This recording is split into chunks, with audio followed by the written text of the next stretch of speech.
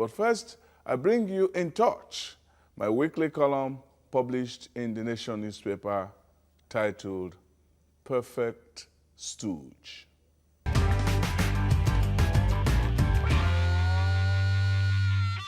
The word perfect was a perfect word until it lost its innocence. Perfect used to be pristine and flawless. So we had a perfect soul, a perfect strategy, a perfect dream, and even a perfect society, even though that was in fantasy.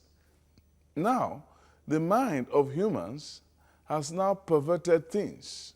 Even in the scriptures, God told Abraham, quote, "Walk before me and be thou perfect," unquote. But that was when the definition of perfect was straightforward. We just had one with a man who loves to wear a cap and sport a smile and carry the air of dignity. He has succeeded to become successful in gerrymandering. To be a stooge is not to be a fool. It is a distinction. John Oyegun, former Edo State governor, if for a short span, APC chieftain, perennial hustler for relevance, and now APC chairman, is the stooge of the era, a perfect stooge. But he was clever enough not to stay in one corridor. He saw another master elsewhere. He's a perpetual obedient. And so he heard a call to service in the battle for the National Assembly. Swiftly, he joined the impunity that made Eleyimi Saraki Senate president. That was the day he became a new stooge. Give him the credit. He has perfected the art of anticipating who the master will be and how to ingratiate himself. Never mind that he has not been a great leader of the APC as an organization in any classic sense of a leader. Under him, the party, which was a hodgepodge to win an election, has now grown into a cohesive body, either ideologically or architecturally. It has been a loose bond of a body, governors at odds with the party apparatchik, president overthrown by lawmakers, state organs riven by the throes of ego and hero worship. In Kaduna State, the small man hews down a senator's house because he can. Meanwhile, a section of the party suspends the governor in a flourish that works only as spectacle. They know it cannot work since the party at the center will nullify it, but tempers flare all the same. In Kogi, parallel escorts headline a party in which a besieged governor hedges his power because of an assurance in the center.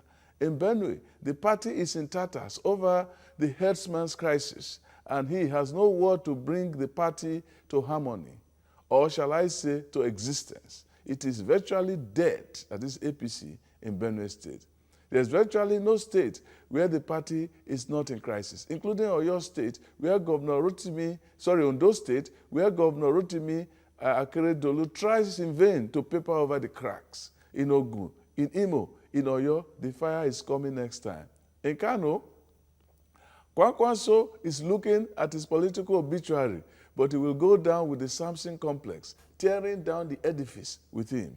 It is not because Oyegun has done a great job that he was given a year by the governors, because he has done a great job as stooge. He served lawmakers, served the president, served the governors, but he has not served the party, and that is why the party is in disarray. Power comes from above, but chaos from beneath. Historians will distinguish him, that is Oyegun, as the greatest failure as party chairman in Nigerian history of democracy since 1960. His is a paradox of a failure that gets another chance, which is actually the way of our democracy. We reward loyalty over principle or competence. The consequence of Oyegun is that he made the party a chaos so he can have the chance to lead it. If he were a good leader, he might not have earned a full and second term because he would have made way for another stooge. His stoogeship he will not share with anyone else. Oyegun is what sociologist William H. White described as the organization man. He works to keep his job by not rocking the boat, but by following rules.